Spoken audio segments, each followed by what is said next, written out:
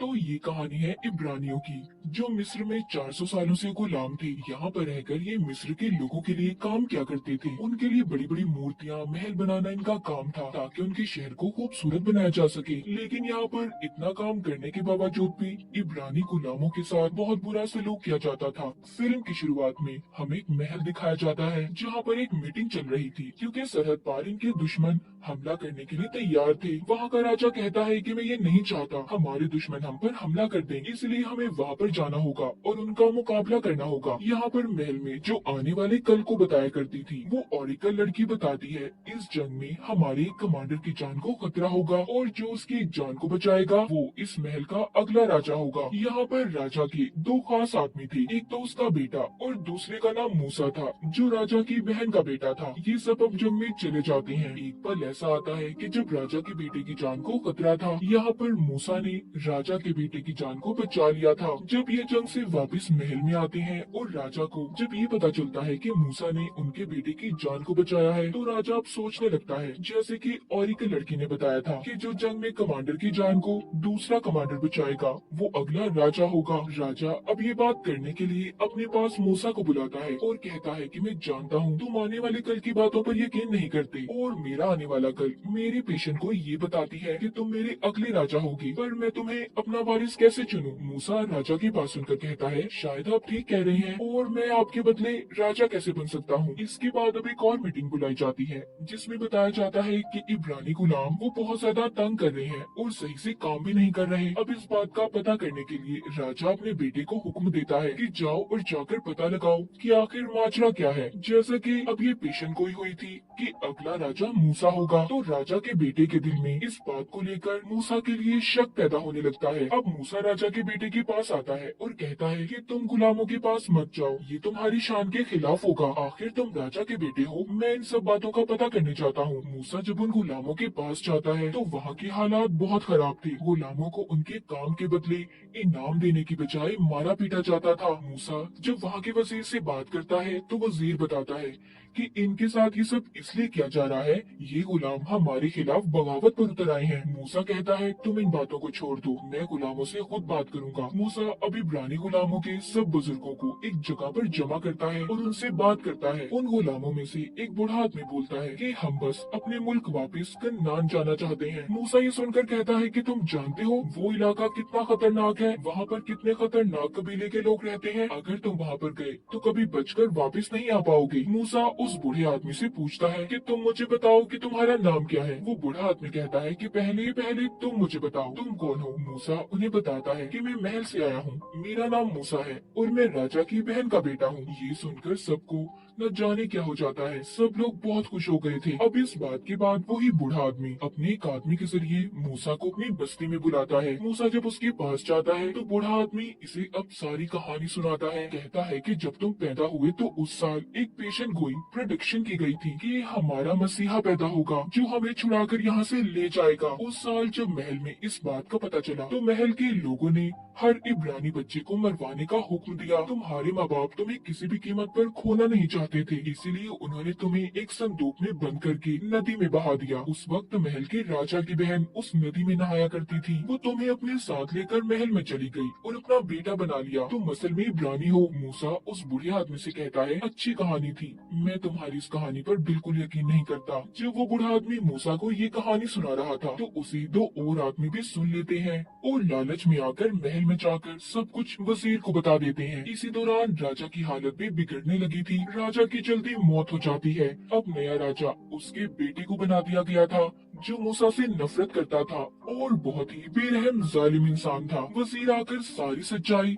राजा के बेटे को बताता है, जो उनका नया राजा था, जिसे सुनकर वो काफी हैरान हुआ था। अब तो वो मूसा से और भी नफरत करने लगता है, इसलिए इस चीज का बहाना बनाकर उसने मूसा को महल से निकाल दिया था।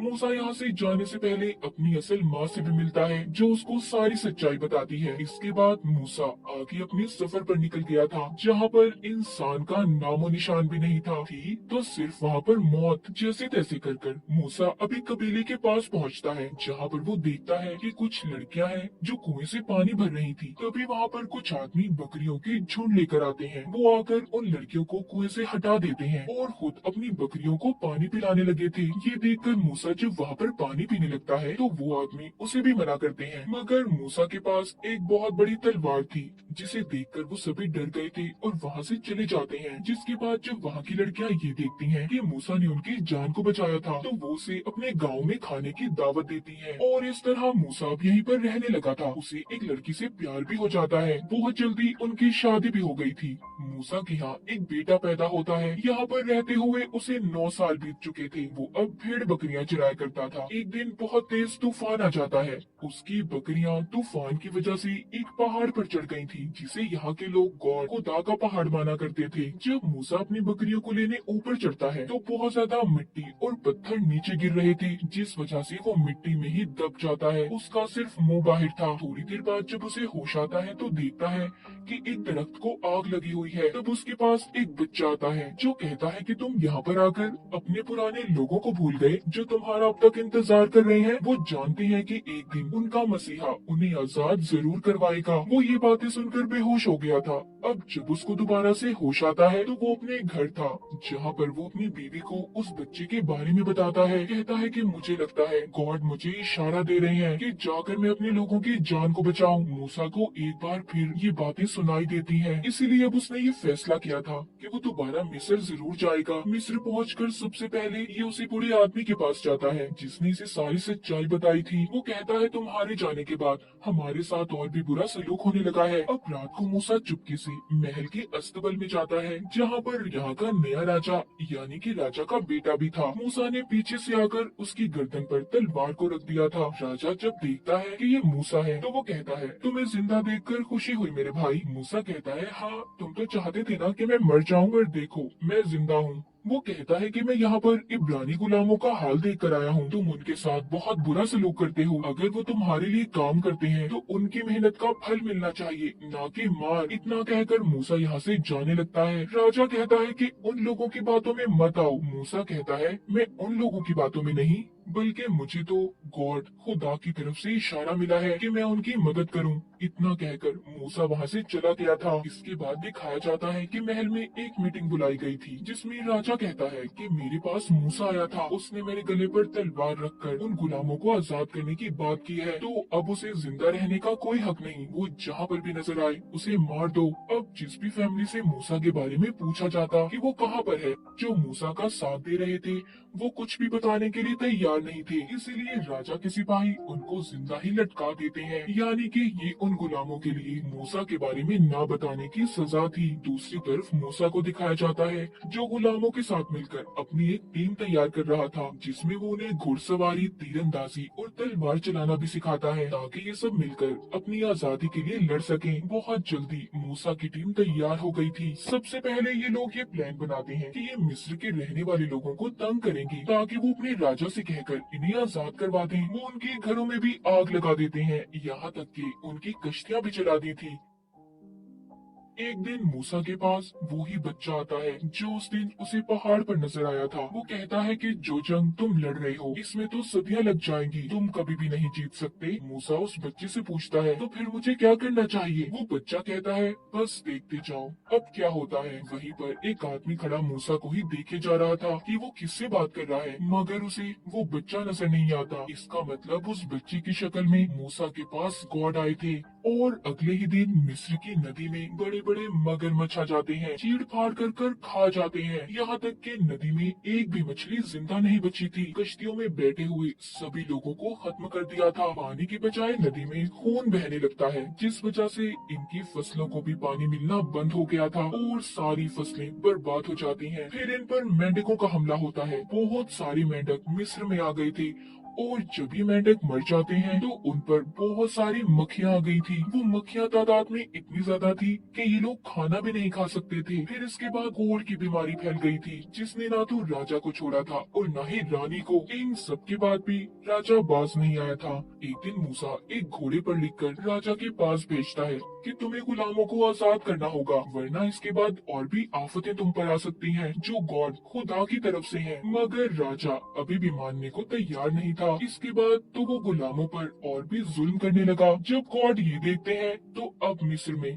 पत्थरों की बारिश होने लगी थी। सब भेड़ बकरियां मर जाती हैं और आखिरी हमला टिड्डियों का था, जिससे वहाँ की सारी फसलें बर्बाद हो गई थी। राजा भी इन सब आफतों से तंग आ गया था, इसीलिए वो अपने गॉड से दुआ करने जाता है ताकि सारी मुसीबतें हट सकें। तभी उसे महसूस होता है कि उधर मूसा है। वो कहता है, मूसा तुम यहाँ हो ना? जिसके बाद अब राजा को गुस्सा आ गया था। वो कहता है, हाँ पहले मैं समझता था कि ये सब खुदा की तरफ से है, पर मैं समझ चुका हूँ कि ये सब तुम कर रहे हो मूसा। अब तो मैं एक भी गुलाम को आजाद नहीं करने वाला और मैं देखता हूँ जीतता कौन है, मैं या तुम्हारा गॉड। जिसके बाद मूसा दोबारा से उसी पहाड़ पर आता है जहाँ पर उसे गॉड की शक्ल में बच्चा मिलता था। मूसा कहता है कि अभी भी उसने हमारी बात को नहीं माना। वो गॉड यानी कि वो बच्चा कहता है 400 साल की गुलामी के बाद राजा को सब इब्रानियों को आजाद करना ही होगा, वरना उसे जाकर कह दो कि कल सुबह होते ही मिस्र के सारे बच्चे मर जाएंगे। और हाँ, हमारे लोगों से ये कहना कि वो अपने दरवाजों के आगे एक भेड़ को काट कर उसका खून लगा लें। तभी यहाँ पर जो रात थी वो दिन में बदल जाती है। मूसा राजा के पास आता है और कहता है कि कल रात से पहले पहले तुम्हें सब गुलामों को आजाद करना होगा,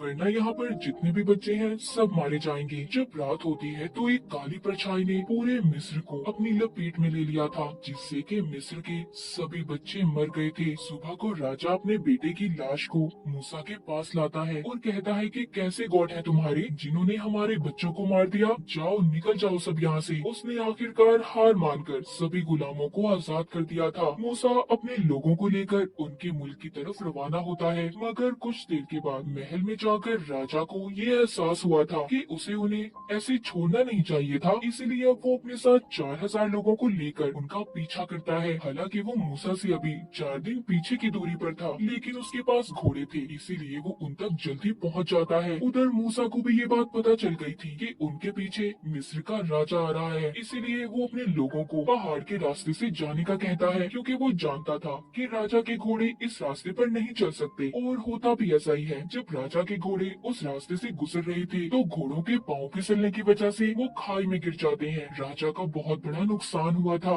आखिरकार राजा मूसा तक पहुंच जाता है। अब मूसा के आगे समंदर था। वो फैसला करता है कि वो समंदर को पार करेंगे, जिसका इशारा इसे गॉड की तरफ से मिला था। ये जब अपने लोगों को लेकर आगे बढ़ता है तो समंदर का पानी कम होना शुरू हो गया था और बीच में एक रास्ता बन जाता है, जिससे सभी ने समंदर को पार कर लिया था। जब राजा के लोग भी उस रास्ते पर चलने लगते हैं तो पानी फिर से आना शुरू हो गया था। वो समझ गए थे कि अब उनकी जान को खतरा है। सब पीछे की तरफ भागते हैं, मगर समंदर के पानी ने उन्हें जल्द ही अपने अंदर समा लिया था। सब के सब मारे गए थे सिवाय राजा के।